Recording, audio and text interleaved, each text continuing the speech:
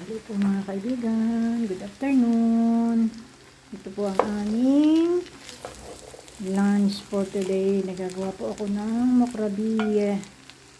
Lagyan pa po ito ng, ang una po ay mag-anak po ng sibuyas. Wala akong maliliit na sibuyas. Ang ginawa ko na lang, hiniwa ko. Kaysa bumili pa po ng iba. Ito ang sibuyas.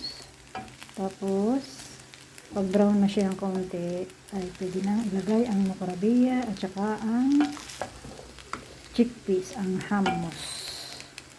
Kailangan hummus ko ay still frozen mga kaibigan.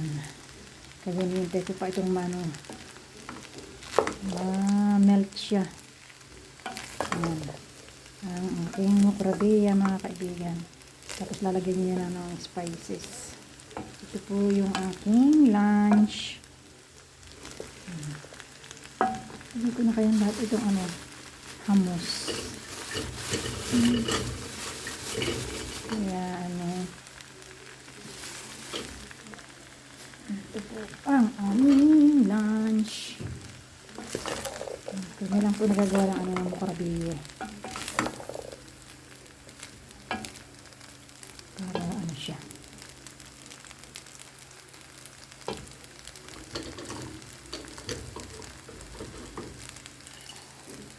Lagyan natin yung chickpeas. Lagyan natin ng kaunting sabaw para hindi po siya tuyo.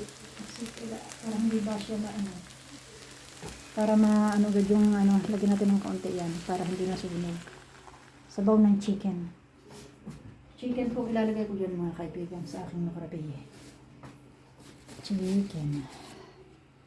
Para siya. Para ito matunaw, hindi masunog sa ilalim. Unti lang po. Para hindi masunog ang ilalim. Tapos lagyan mo lang yung spices. Luto na. Mga 5 minutes lang. Kasi luto na naman po yung yung mokrabiya at saka itong chickpeas. Yan po. Ang ating mokrabiya. There is mokrabiya, spices. Dapat po ganito lang po mga kaibigan ng sibuyas niya. O yung maliliit lang talaga. Piprito mo siya. Ng konti. Yung susot ng konti sa mantika. Pag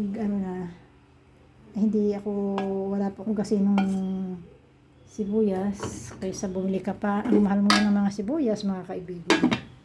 Kaya halina po tayo. Pagluto na po yan, kain po tayo mga kaibigan. Ano po? Bye-bye po.